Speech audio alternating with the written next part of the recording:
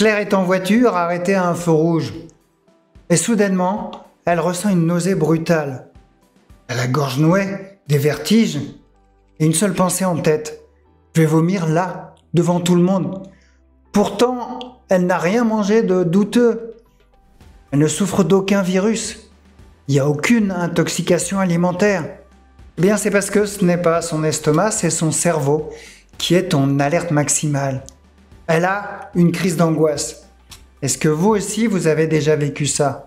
Vous savez, cette boule qui remonte sans prévenir, l'estomac qui se tord, la gorge qui se ferme, et surtout, cette peur que tout sorte là maintenant. Vous ne savez plus si vous allez vomir, vous évanouir ou juste vous devez fuir. Ce que Claire ne savait pas, c'est que son corps venait de déclencher une fausse alerte.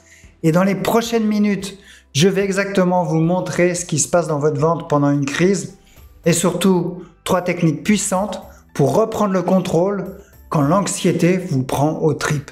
Alors qu'est-ce qui se passe dans votre corps sans que vous vous en rendiez compte? On vous a peut-être déjà dit que l'anxiété c'est dans votre tête, mais en réalité vous avez vu qu'elle frappe votre corps et en priorité votre ventre.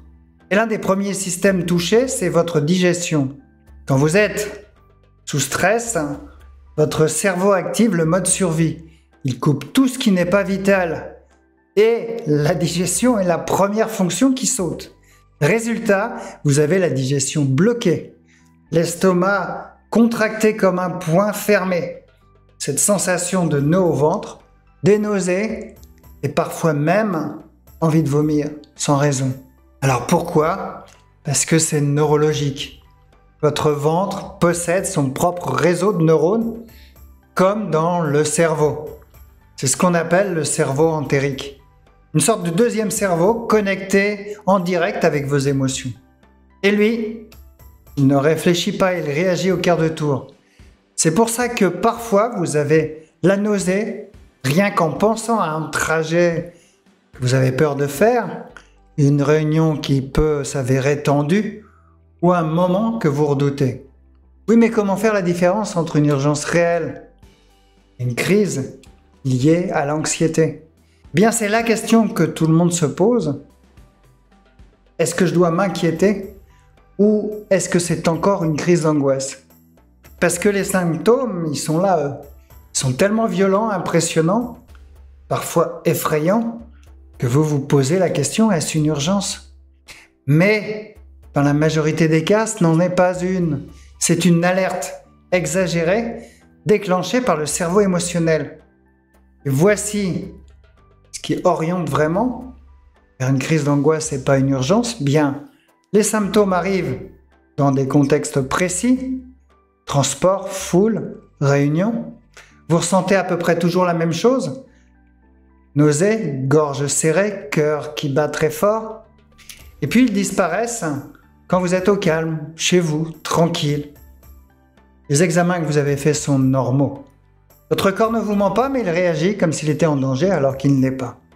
En revanche, ne passez pas à côté d'un vrai problème si les nausées sont accompagnées de fièvre, de vomissements violents. Si, depuis un certain temps, vous avez perdu du poids sans raison, et si vous ressentez des douleurs récentes, intenses et localisées.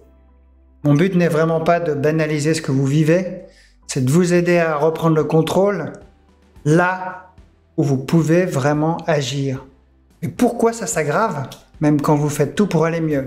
Eh bien, c'est ce qu'on appelle un cercle vicieux. Et il est terriblement efficace, hélas.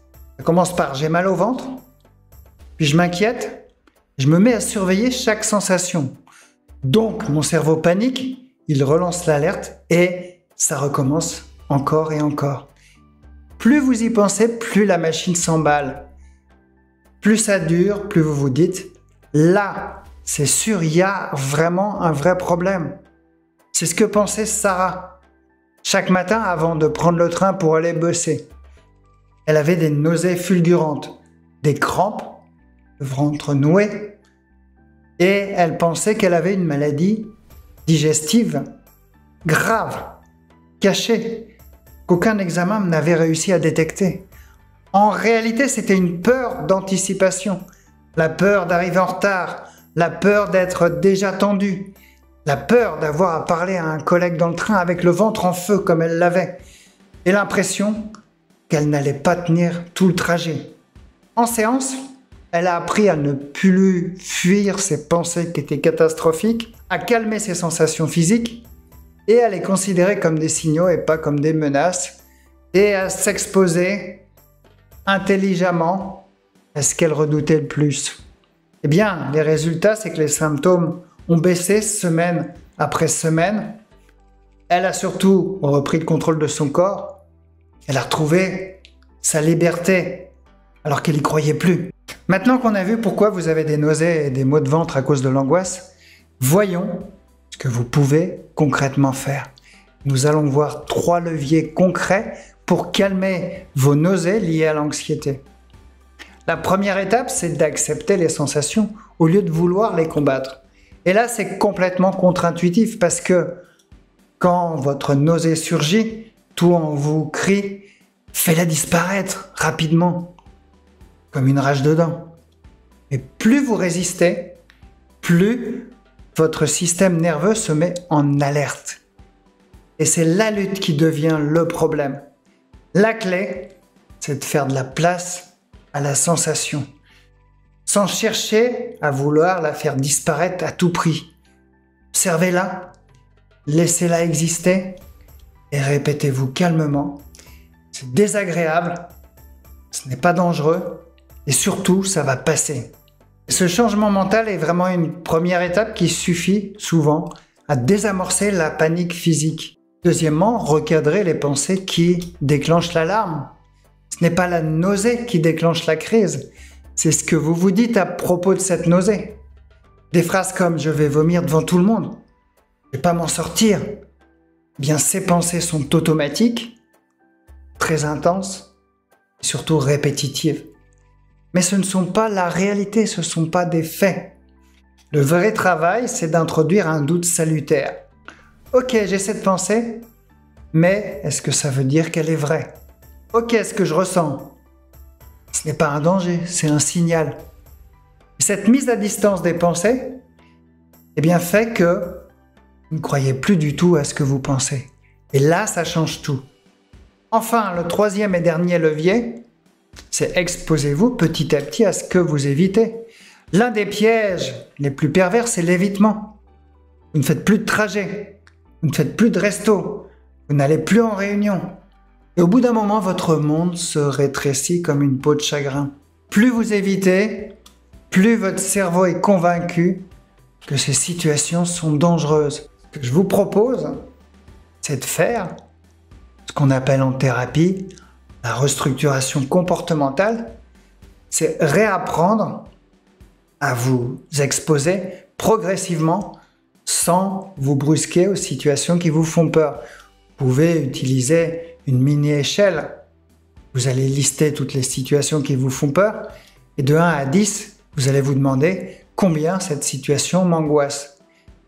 Vous allez vous demander qu'est-ce que je peux faire, qu'est-ce que je peux tester aujourd'hui sans me forcer, mais sans fuir non plus. Et vous allez prendre la situation de votre liste la plus facile, puis augmenter au fur et à mesure la difficulté. Et ce sont ces petits pas réguliers qui vont désactiver votre conditionnement anxieux et vont vous permettre de refaire ce que vous ne faites plus. Alors l'anxiété peut perturber complètement, nous l'avons vu, votre digestion et créer des crampes, des nausées, un haut le cœur, voire une envie de vomir, sans aucun problème médical. Nous avons vu que c'est votre système d'alarme qui s'emballe. Et pour en sortir, je vous ai donné 3 clés, 3 leviers, acceptez la sensation, recadrez les pensées et exposez-vous progressivement à ce que vous évitez. Mais attendez, la nausée, c'est rarement juste une histoire de digestion. C'est souvent le signal d'un système nerveux à bout de souffle, d'un corps qui sonne l'alerte avant même que vous ayez compris pourquoi.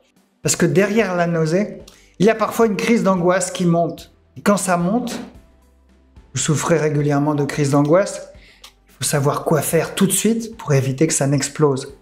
Et c'est exactement pour ça que j'ai conçu une méthode simple, en 4 étapes, offerte en vidéo, celle que j'utilise chaque semaine avec mes clients pour stopper une crise dès les premiers signes. Elle est totalement offerte et vous pourrez y accéder juste sous la vidéo dans la description. C'est un plan clair étape par étape, des outils concrets à appliquer dès aujourd'hui pour reprendre le pouvoir sur votre corps quand il s'emballe. Et si vous vous êtes reconnu dans cette vidéo, si votre ventre vous pourrit la vie en période de stress, eh bien dites-le moi dans les commentaires.